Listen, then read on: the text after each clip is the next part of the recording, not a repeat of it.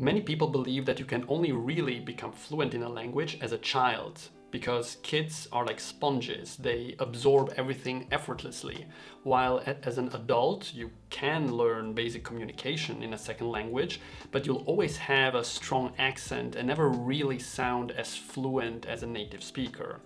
But is that actually true? Well, in this video, I want to compare the research behind this to my own experience. I want to look at how children learn differently from adults and so see whether age really plays a role in becoming fluent. If you're new here, my name's Alex, and on this channel I explore various topics around languages and language learning. I have myself learned several European and Asian languages to varying degrees of fluency, which has given me a very good perspective on the language learning process and how different yet similar languages can be. So, do children learn languages more easily than adults? Well, according to a lot of research, actually, yes. There is research, for example, by Eric Lenneberg from the 1960s, the so-called critical period hypothesis, which states that there is a biologically limited window, which is usually from birth until about puberty, where language learning is considerably easier, and after that the ability to learn a language up to native-like levels drops sharply. Now, have I seen this in my own life? Well, I think that it is definitely possible to learn a language to native-like levels in your 20s, 30s, and probably even 40s, although I'm not there yet, especially if the language is similar to a language that you already know, and if you really spend a lot of time with this language. We need to keep in mind that children basically hear their native language 24/7 from birth until they start speaking. But can adults learn languages as fast as children? Well, I think the answer is a little bit more complex, because adults generally learn languages in a very different way than children, and also for different reasons than children, and I will compare these two in a moment.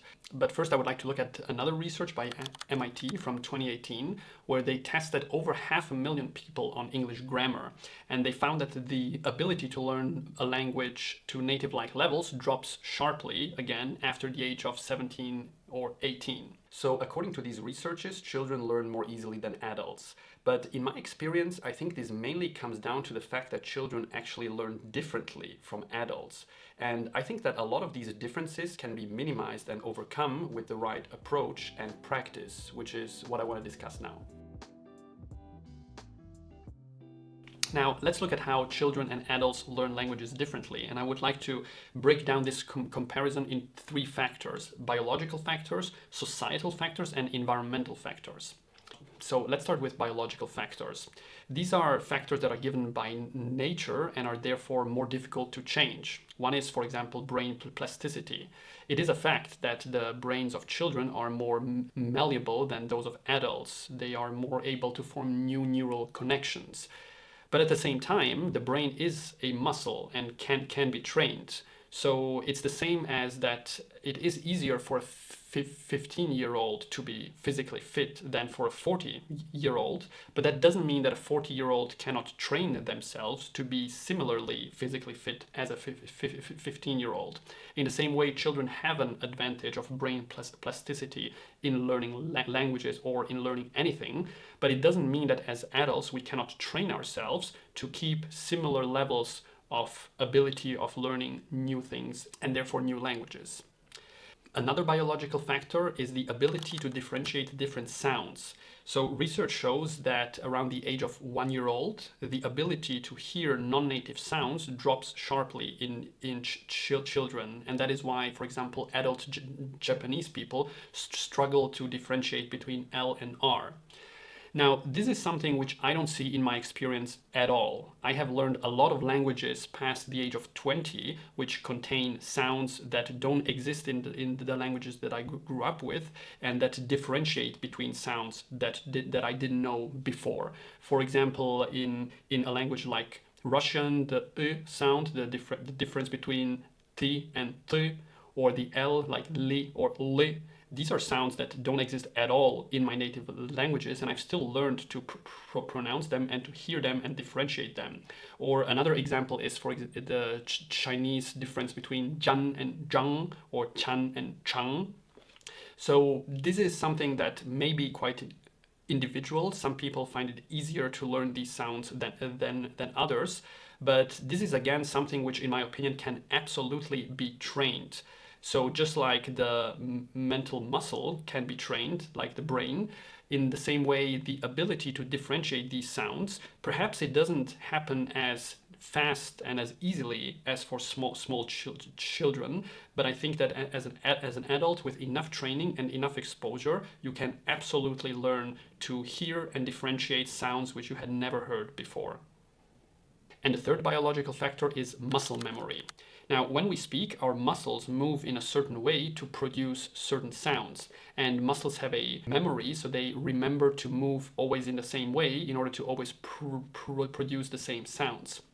When we speak a language that is not our native one, our muscles need to do certain movements which they aren't used to. And I experienced this a lot when I was learning French. I remember trying to speak French and my cheeks just felt so hot from forcing my muscles to do all these movements which they weren't used to, the le, and this like up and down. But again, this is something which, in my opinion, can absolutely be trained.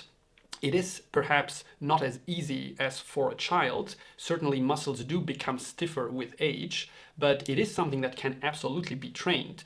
It's like if you've never played tennis until you were 30, the first time you play tennis, your muscles will really hurt a lot because you do a lot of movements which you've never done before.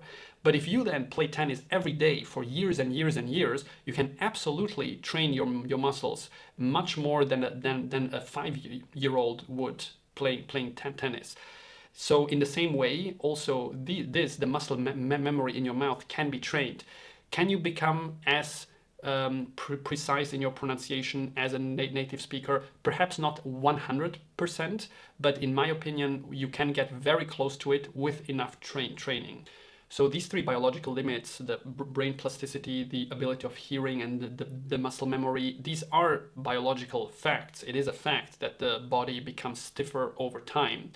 But this doesn't mean that you cannot get to a native-like level. To me, it just means that it takes a little bit more conscious effort to train yourself to get there. Now, let's look at societal factors.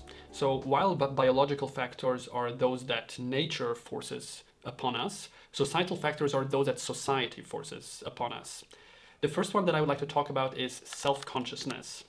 Adults are more afraid of making a fool of themselves than children are. They are more afraid of ridicule and of experimenting with sounds.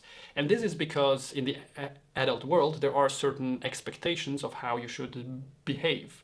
In the children's world, these expectations are much smaller, and children are also much less aware of how they should behave, of what acceptable and non-acceptable behavior is. They haven't learned that yet. Now, this is again something which I think can absolutely be trained, and how stiff people feel and how afraid they are of, for example, experimenting with sounds, or how much they fear ridicule definitely differs between societies and cultures, and perhaps even over time. But I think that this is, just like biological factors, also something that can be trained, and even better, I think that you could even train yourself to reach the same level of not being afraid of ridicule as a child, because there are no biological factors actually stopping you or limiting you. So I think that an adult could absolutely, if they want to, reach a level where they feel completely free to experiment with sounds, to not be afraid of sounding weird or silly, to the same level as a child could. So this is great news for adult language learners. The next point is learning approach. I already discussed in a previous video the difference between implicit and explicit learning. I will put a link down below. But what they are is, implicit learning is when you learn something by doing it. For example, if you learn how to cycle by cycling.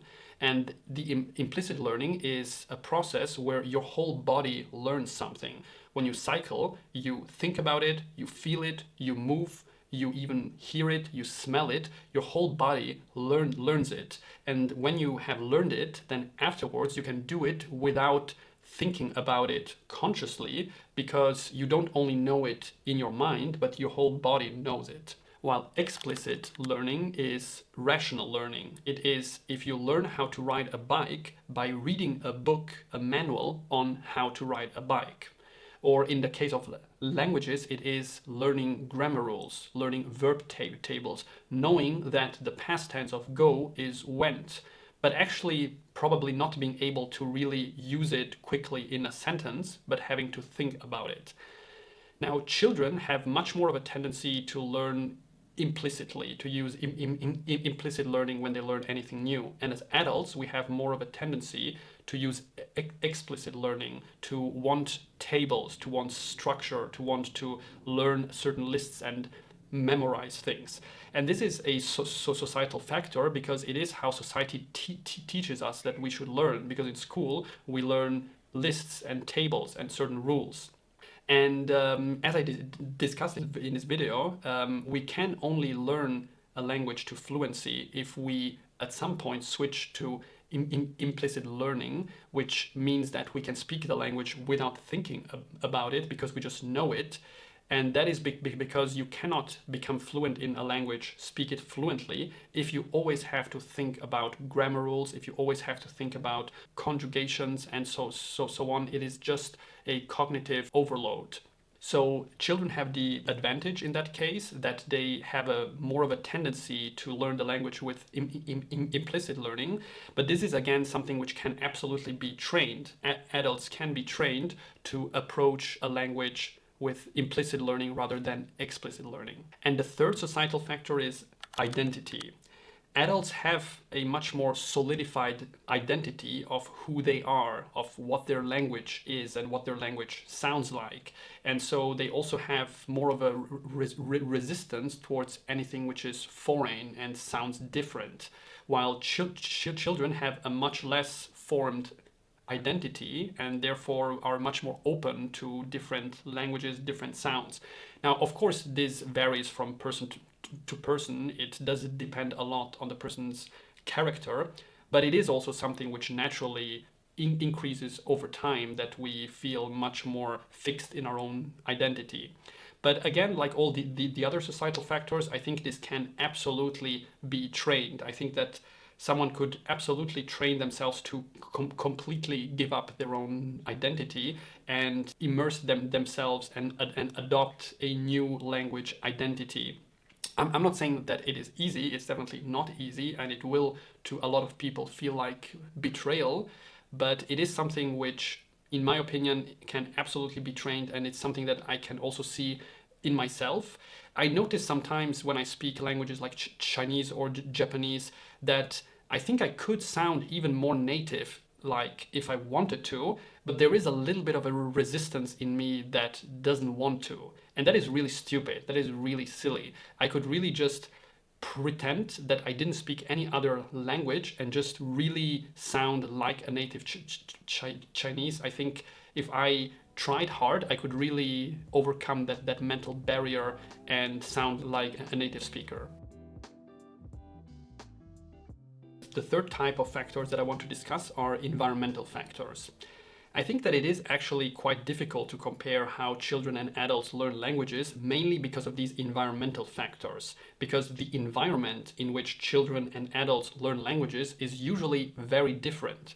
Children usually learn their native language because it is spoken around them, it is spoken by their parents. They learn the language which is spoken at school, if that is a different one from their native language. They learn a language which they hear on the radio or on TV. So children learn languages which are usually always present around them. Now, as adults, we usually already speak the languages that are spoken around us. And we may probably learn a language in class from a textbook that is not spoken all the time around us. So you may have a person in Spain learning Japanese, but they don't really hear Japanese all the time around them. And there aren't many children in Spain learning Japanese from a textbook. There are probably very, very few. So when we learn a language as adults, we usually hear the language much less than children do. We are exposed to the language much less. And that also plays a very big role. You know, a child just hears their native language 24/7, while as adults, when we learn a language, we spend maybe 20 minutes a day with it, 1 hour a day with it, but we usually don't listen to the language 24/7. And that is another factor that gives children a very big advantage. And if children learn a language which is not spoken in their environment, they too can often fail to reach fluency. There are many examples of children who learn English at school in countries where English is almost not spoken at all, where you never hear English anywhere, in countries like in Italy or in France or maybe Japan, where children really struggle to speak English and never really reach native-like fluency, exactly because the language is not spoken in their environment. So this is, I think, one of the biggest factors that make it look like children learn languages more easily, because they're actually learning different languages. They're learning the languages of their environment, which adults are often not. Now, as an adult, if you move to France, then of course you would be hearing French all the time around you. And if you did, you probably would learn French much faster. But even there, very often people then prefer to hang out with other people that speak their native language, and they would probably also be affected by a lot of other factors, which I discussed, like the societal factors, the fear of sounding weird, and so on. But as an adult, being surrounded by a foreign language 24/7 for several years is a rather rare occurrence. Now, there is one advantage that adults have over children, which is that if you continue learning languages into adulthood, you can really continue to train yourself in the process of learning languages. It is a process which you can continue to do with several languages and become better at it and know how to approach a new language, learn what it feels like to learn a new language, what the ups and downs feel like, and therefore really train yourself to become fluent in a language much faster. So it is a kind of a skill like anything else, like learning how to paint. Learning a language is a similar skill that can absolutely be trained. And as an adult, you have this advantage that you have a lot more experience in what it is like to learn a language. So, do children learn languages more easily than adults? Well, children certainly have some biological advantages which are just given, but where adults can still train themselves to get close to how easily children learn languages.